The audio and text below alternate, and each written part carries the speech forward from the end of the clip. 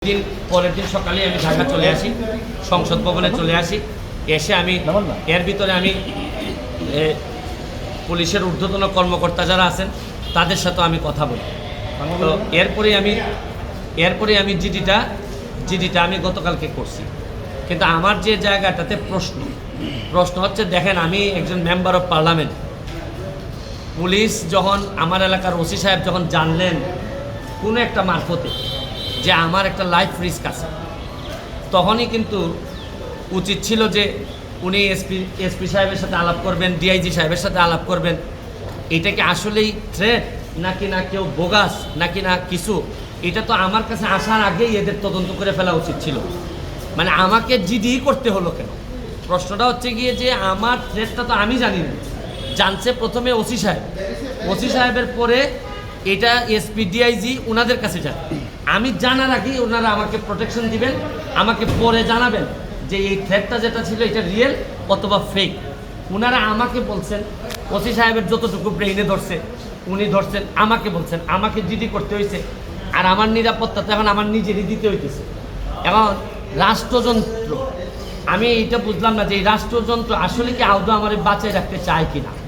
কারণ হচ্ছে কি, আমি যাকে জিডি করতেছি পুলিশ ডিপার্টমেন্ট, সেই তো আগে জানছে আমার আগে, সেই তো আমার বলার দরকার। সেই ব্যক্তি কই এখন?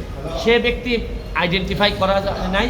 পুলিশ মারফত কখনো শুনলাম যে ওনারা নাকি ট্রেকিং করে, কখনো বলছেন যে এই পাহাড়তলি চট্টগ্রামের, তারপরে কখনো বলতেছেন তার বাড়ি এই বড়লেখা বা সিলেটের কোন জায়গায় যেন। তা আমার বিষয়টা হচ্ছে গিয়ে যে দেখেন, এই দেশে বঙ্গবন্ধু মারা গেছেন, তার পরিবার সবাই মারা গেছে। আমার হবিগঞ্জের শাহেমেস কিবরিয়া সাহেব মারা গেছে, আমরা তো কোনো প্রোটেকশনই দিতে পারি নাই।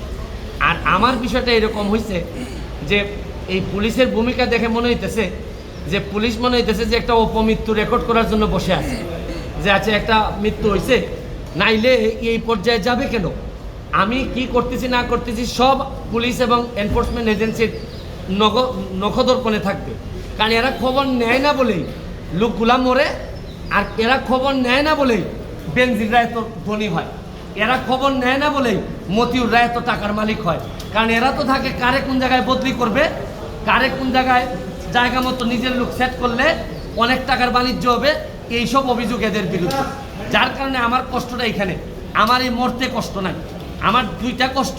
একটা হচ্ছে মরে গেলে আমার এলাকার মানুষের কি হবে, এইটা আমাকে কষ্ট দেয়।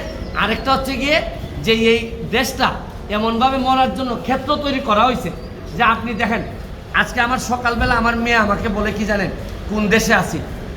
আমার মেয়ে আমারে বলে তোমাকে নাকি থ্রেট দিছে কে, সে আমেরিকাতে থাকে, বাচ্চা মাত্র বয়স 11।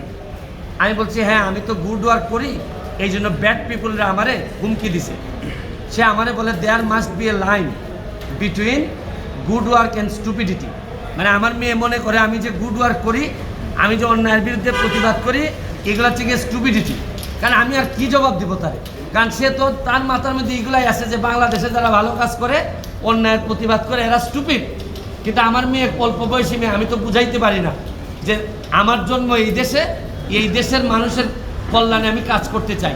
কারণ আমার রক্তের মধ্যে এটা আছে, আমি করবো কি এটা, যে ধরনের প্রোটেকশন। আমি তো আর আগের ব্যারিস্টার সুমন না, মেম্বার অফ পার্লামেন্ট হিসাবে আপনি না আগের ব্যারিস্টার সুমনে ফেলে দিলেন, কিন্তু মেম্বার অফ পার্লামেন্ট হিসাবে আমার সিকিউরিটির আগেই আমি যে জিডি করা লাগলো, এটার জন্য দুঃখ প্রকাশ করতেছি। কেন আমি জিডি করব? আর যদি এটা আমার কাছ থেকে ইনফরমেশনটা আসতো যে আমার পিএস বলছে যে আমার থ্রেট দিছে, বা আমার এক বন্ধু বলছে, বা আমার এক আত্মীয় স্বজন বলছে, তা নয় আমি জিডি করলাম। পুলিশের মাধ্যমে যখন আসে তখন তো সাথে সাথে এই কাজটা করার দরকার ছিল। এখন বুঝেন অবস্থাটা কোন জায়গায় আছে। তারপরে আমি বিশ্বাস করি যে যতদিন আসি মানুষের কল্যাণে কাজ করতে চাই, আপনাদের দোয়ায় কাজ করতে চাই, আর নিজের মানুষের আমার প্রতি যে বিশ্বাস, আমি মনে করি এটাই আমার নিরাপত্তা। আর এখন বাকিটা এনফোর্সমেন্ট এজেন্সি আছে, তারা যদি আমি কথা বলছি আইজিপি মহোদয়ের সাথে, উনি অত্যন্ত ভালোভাবে আমাকে আনসার দিচ্ছেন, বলছেন যে এটা তো আগেই ওদের এই কি করার কথা।